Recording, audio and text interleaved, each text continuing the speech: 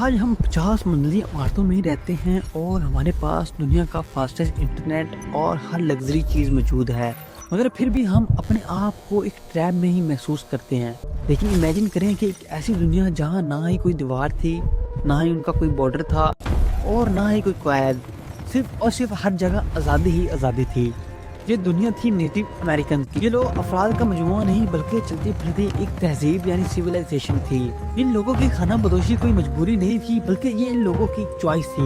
ان لوگوں کا ماننا تھا کہ انسان اس زمین کا مالک نہیں بلکہ صرف چند دنوں کا مہمان ہے۔ تو میں آج آپ کو نیٹو امریکن کے ان سیکرٹ کنڈیشن کے بارے میں بتاؤں گا جو ہمیں یہ بتاتے ہیں کہ اصلی فریڈم کیا ہوتی ہے اور کیوں یہ لوگ دنیا کے سب سے وائز لوگ مانے جاتے تھے۔ ہم لوگ وقت کو گھڑی کی سوئیوں سے دیکھتے ہیں، مگر وہیں پر نیٹو امریکن قدرت کی دھڑکن سے وقت کو پہچانا کرتے تھے۔ ان لوگوں کا سفر کبھی بھی بے مقصد نہیں ہوتا تھا۔ جب پرندے مائگریشن کرتے، کلائمیٹ چینجنگ ہوتی یا پانی کی سطح کم ہوتی تو یہ لوگ سمجھ جاتے کہ اب یہاں سے ہجرت کرنے کا وقت آ گیا ہے۔ یہ لوگ کبھی بھی زمین کو نچوڑ کر اس کو بے جان نہیں کرتے تھے۔ جب ان لوگوں کو محسوس ہوتا کہ اب اس مٹی کو آرام کی ضرورت ہے تو وہ خاموشی سے اپنا سامان اٹھاتے اور ہورائزن کی طرف کہیں نئی جگہ نکل جاتے تھے۔ ان لوگوں کے پاس نہ کوئی گھڑی تھی، نہ پکی سڑکیں، مگر ان کے پاس تھا ایک خاندان کا حوصلہ اور گھوڑوں کی طاقت۔ ان کے بچوں کا پورا سکول ان کا ایک طویل لمبا سفر ہی ہوتا تھا۔ نیٹو امریکن کے بچوں کو پڑھانے کا طریقہ آج کے ماڈرن سکول کی ٹیکنالوجی سے کئی گنا زیادہ ایڈوانس تھا۔ یہ بچوں کو کتابوں سے نہیں بلکہ کہانیوں سے پڑھایا کرتے تھے، مگر یہ کہانیاں صرف انٹرٹینمنٹ کے لیے نہیں بلکہ لائف مینولز ہوتی تھیں۔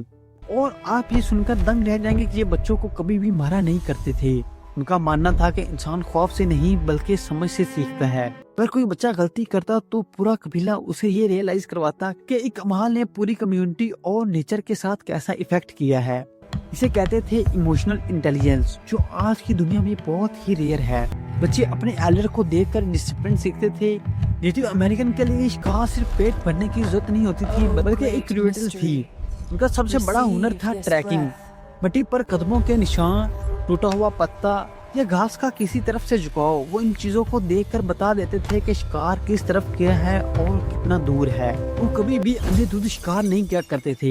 ان کا اصول تھا صرف اتنا ہی جتنا ضروری ہو، اور ان لوگوں کے لیے ویسٹ کا کوئی تصور ہی نہیں ہوتا تھا۔ شکار کے بعد جانور کے ہر حصے کو کام میں لایا جاتا تھا، جس میں گوشت کو کھانے کے لیے سکین کا کپڑا بنتا تھا، ٹینٹ بنتے تھے اور ہڈیوں سے اوزار بنائے جاتے تھے۔ وہ جانور کی موت پر اس کا شکریہ ادا کرتے تھے۔ یہ چیز قدرت کا بیلنس برقرار رکھتی تھی۔ ان کی لائف سمپل تھی مگر ویک نہیں تھی۔ کم چیزوں میں زندہ جینا ان لوگوں کا ایک فن تھا۔ ان کے لیے لگژری سونا چاندی نہیں تھی بلکہ ان کی آزادی اور قبائل کا ساتھ ان کی اصل لگژری مانا جاتا تھا۔ نیٹو امریکن کی کمیونٹی میں تنہائی کا کوئی نام و نشان تک نہیں ہوتا تھا۔ اگر یہاں کا کوئی بھی ایک شخص بیمار ہو جاتا تھا تو پوری کمیونٹی وہاں پر جمع ہو جاتی تھی، اور اسی یونٹی نے انہیں صدیوں تک دنیا کی شکایتوں سے دور رکھا۔ خانہ بدوشی ان کی کوئی مجبوری نہیں بلکہ ان کی عقل مندی تھی۔ وہ جانتے تھے کہ دنیا میں اصلی خوشی چیزوں کو جمع کرنے میں نہیں بلکہ سفر کرنے میں ہے۔